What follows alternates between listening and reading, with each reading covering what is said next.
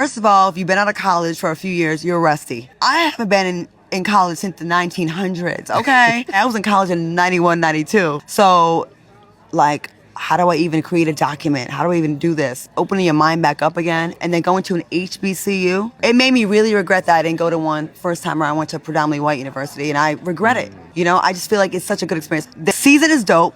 It's feel-good TV. It's a season that we can be proud of. Like, there's no fighting. There's no ratchetness on our show. Yes, we're with the shits a little bit. It's fun. But it's not like, here they go again embarrassing us. Yeah. Like, you're going to be proud at the end of this journey. Like, people making up that maybe has some issues. Yeah. Like, grown folks. Yeah. You know what I mean? I think we've gotten so ratchet. Like, okay, I love a little ratchetness.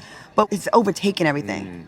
And where are the positive examples where we're like, yo, I want to be like her. Yeah. I think this season of College Hill, any parent will be happy to show to their kids and be like, look at that. I love that. You know what I mean? And like, shout out to Tracy Evans. She often says that this show is a love letter to HBCUs. Get the grace a lot of people get. Like when I cry, it's like, oh, here she goes. She's being a victim. Mulatto tears and all this other shit. Like no one has like empathy when I get like this. Like I see online, like some people will be like, oh, wow. But then others, like, I think people think I have my life so good that I don't deserve grace. Like, oh, you're good. You rich or you got this, you got that. Fuck your feelings, basically, what it feels like. But I'm a real person that just wants the same consideration I give others. I just want like some kind of loyalty. Some kind of like, don't maybe say fuck Claudia to someone that's like my op. You know what I mean? Or when we're still I gotta go be on TV with you and be cool and smile. And I've had to do that many times throughout the years and just suck it up, you know? And there's never like I just feel like I can get used for opportunities, and then, like, my friendship part of me can be thrown away, but while you still benefit for what I can do for you, you know?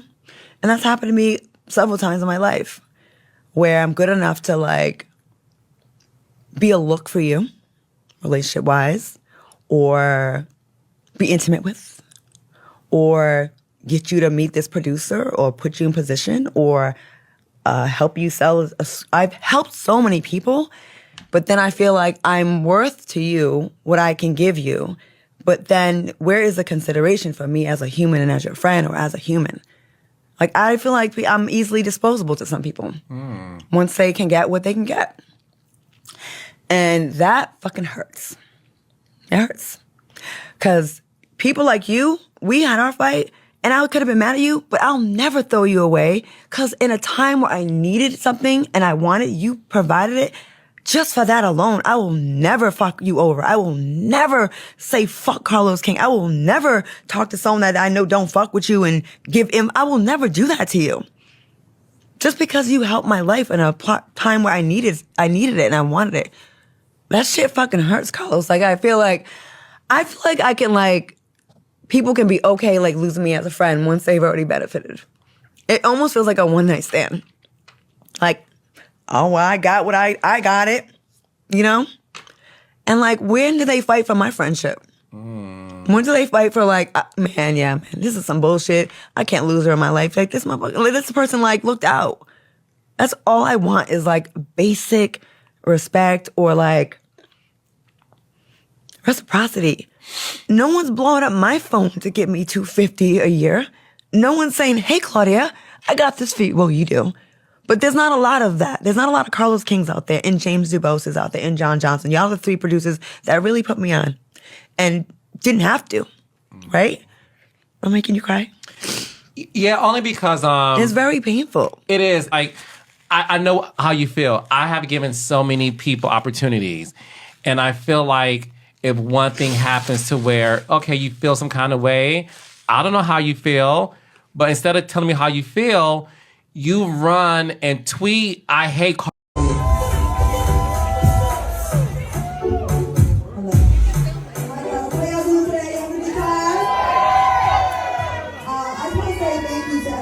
Show me a lot of love. I moved here in 2019. I was on the radio for a little while, and the love I got in Dallas had made me buy a house here, and I'm staying. I love it here. I love it. And my dream is always to bring Hollywood to Dallas. So we got a couple big movie premieres coming this summer. I want you to come check it out. One's called Do for the Gram, and my character's quite crazy. Anyways, I just wanted to say hello and thank you. I wanted to shout out David because we came to support him. He's an awesome person, not just a talented hairstylist, but he's just a good human being and an entertainer. So my two partners, well, three partners, Sabrina, Chancey, and my friend Missy, she's not here. We formed something called the Prom Closet, and we are looking to help out underprivileged young girls and boys that need help, that if they didn't have help, they wouldn't go to prom. So this year, we had 2 high schools, and it was Kingston, and what was the other one? Fort Worth. Kingston is one in Fort Worth we did as well. Right. So we're gonna do more of that every year, but I just want to shout out David because he volunteered his services. He brought barbers, makeup artists, hairdressers, and when I tell you these young black girls and boys were so filled with pride, it was just amazing to see, and it just filled our hearts with joy. So we want to blow that up. So if any of y'all know anybody for next year, y'all got cousins, children that need help for the prom, please reach out to the Prom Closet page on Instagram. We would love to help y'all. Head to toe, we got y'all. Head to toe. All right? And check out College Hill Season 3 on BET. Absolutely. Thank you, everybody. Yeah, y'all, Prom Closet, y'all make sure, me and my honey, we work hard at this, so y'all make sure y'all support us. Thank you for all the money you donate. Okay, absolutely. I'll see you home, though, okay? I gotta get back to work. You're so fine, though. Okay? Thank you so much, Claudia. Y'all make sure y'all give it up. Claudia, some love, y'all. Come on. What are some things you want to tell our ballers at home when it comes to this upcoming election? And, what are you, obviously, I'm assuming I know what you're hoping for. What are you hoping for when it comes to the polls and people really doing their research when it comes to this election? I gotta say this to my fellow black Americans.